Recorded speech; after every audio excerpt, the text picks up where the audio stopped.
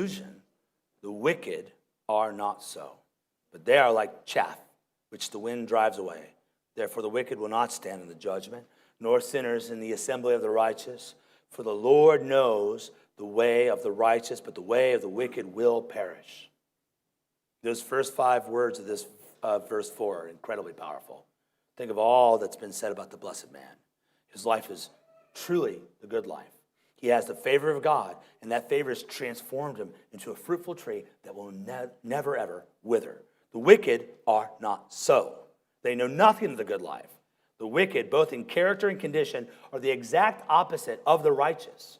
Calvin says the sum and substance of the whole is that they are blessed who apply their hearts to the pursuit of heavenly wisdom, whereas the profane despisers of God, although for a time they may reckon themselves happy, shall at length have a most miserable end. The closest the wicked man will ever get to enjoying the pleasures of heaven is in the corrupt and transient pleasures of this world. How often do you commit a sin, and right after you do it, immediately regret it? You thought that would bring you some sort of pleasure. You're even more empty afterwards. That's all these people know. It's a very sad and pathetic thing. They have chosen the temporary over the eternal. The things he brags about now will be his everlasting shame. The wicked man has lived a useless life.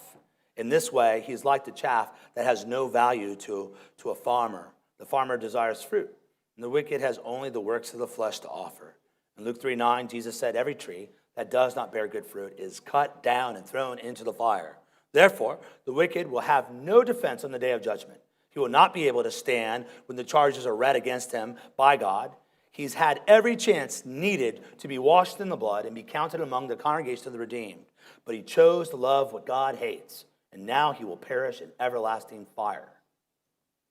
Brothers, the wicked live a miserable life that only ends in destruction. Do not covet it. Do not go down that path.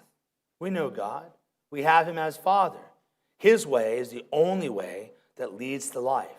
The only good life is the life submitted to our Savior. Let's take our marching orders from Hebrews 12, 1 through 2.